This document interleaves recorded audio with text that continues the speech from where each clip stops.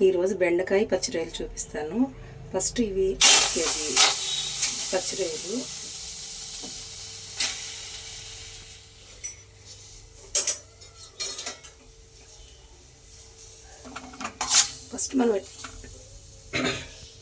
First ఇట్లా చేసుకుందామండి, డైరెక్ట్గా కర్రీస్లో వేయకుండా.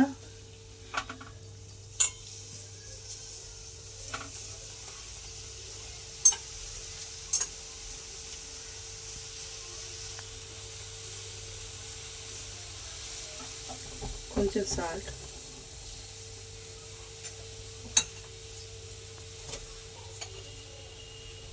కొంచెం పసుపు,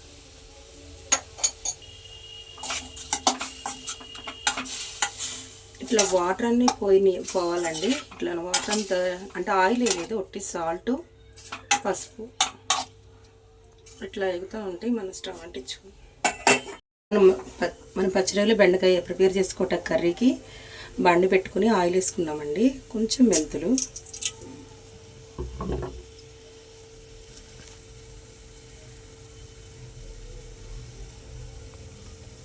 పెద్ద సైజు ఉల్లిపాయలు 2 అండి.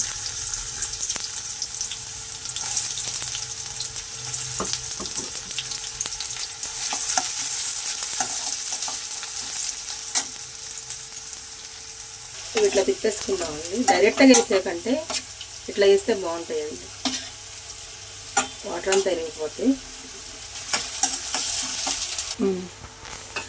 ఇప్పుడు ఇలా చేసుకున్నాం కదండి. బెండకాయ పచ్చిరొయ్యలకి ఎలా కట్ చేసుకోవాలంటే ఊరికే చిన్న పక్కన ఇలా పెట్టాలండి ఘాటు. ఇది పులుసు లోపలికి వెళ్ళి బాగుంటుంది. ఇంత ఎక్కువ వద్దు, ఊరికే ఇట్లా 2 పక్కలు వద్దండి, ఒక పక్కే ఊరికి ఇట్లా అంటే చాలు. కొంచెం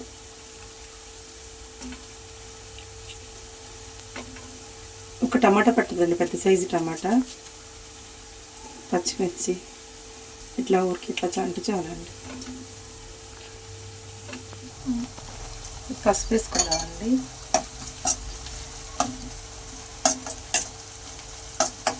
ఒక చిన్న టమాటా,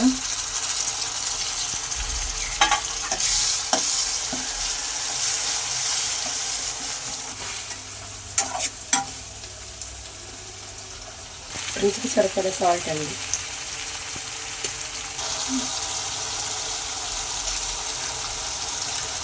రెండు స్పూన్లు అల్లం వెల్లిగడ్డ పేస్ట్ అండి.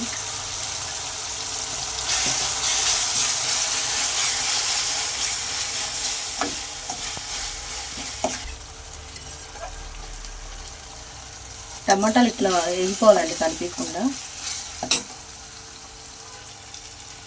మనకు రుచికి సరిపడా కారం,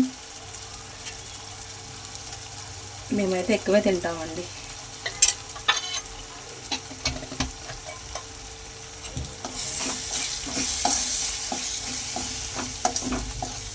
అడగండుతుంది కదండి బెండకాయ పచ్చిమిర్చి.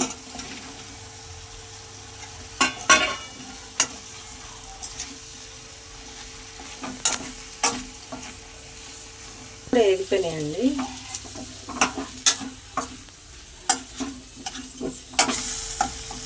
అడగండుతుంది కదండి. ఒక గ్లాస్ వాటర్ పోస్తుంది.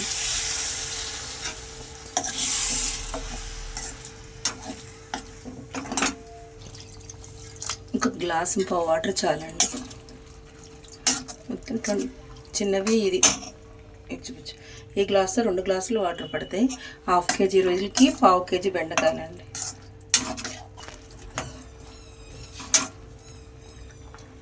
ఇట్లా తిప్పాలండి, ఉడుకుతుంది. ఇప్పుడు మనం కరివేపాకు వేసుకుందాం. మా పిల్లలు కరివేపాకు పొడవు వేస్తే తిండండి, అందుకే ఇట్లా చేయాల్సి వస్తుంది.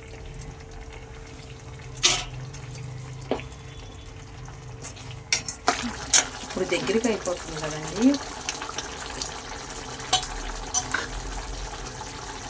తీసి పెట్టుకున్న ఒక నిమ్మకాయ సైజ్ అంతా చింతపండు అండి.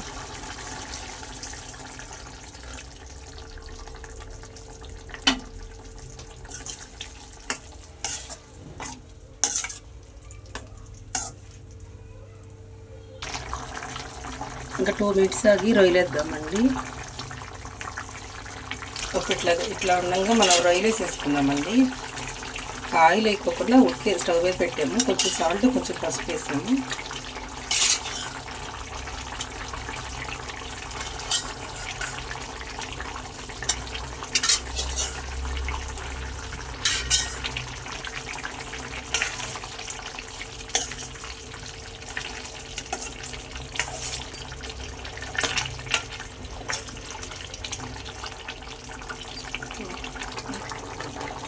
ఇప్పుడు రొయ్యలు వేసినాం కదండి, పచ్చిమిరపకాయలు వేసాక దగ్గరికి అవుతా ఉన్నాగా ఈ ధనియా పౌడర్ అండి, ధనియాలు, దాల్చిన చెక్క, ఇలాచి, మిరియాలండి వేయించి పౌడర్ చేసుకున్నాను.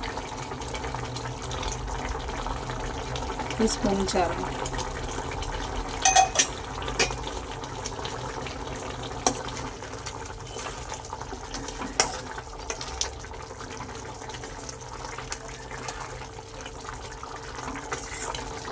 ఇట్లా ఉందండి. మనం ఇప్పుడు దగ్గరగా అయిపోతుంది కదా, సిమ్లో ఒక 5 మినిట్స్ పెట్టుకుందామండి. సిమ్లో రెడీ అవుతుంది, మరి చూపిస్తాం.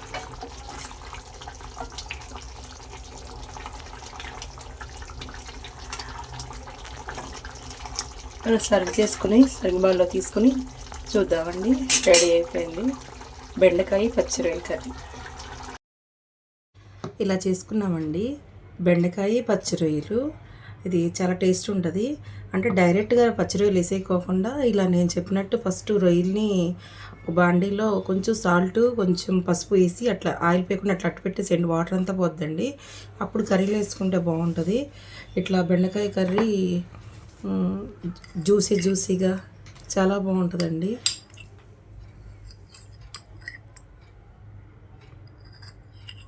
బెండకాయ పచ్చి రొయ్యల కర్రీ, ఇండియా తెలుగు రుచులు. చూడండి, టేస్ట్ చేసుకుని ఎలా ఉందో చూడండి. నాకు కామెంట్ పెట్టండి. లైక్ చేయండి, షేర్ చేయండి, సబ్స్క్రైబ్ చేసుకోండి, మీ ఫ్రెండ్కి కూడా షేర్ చేయండి. ఉంటా.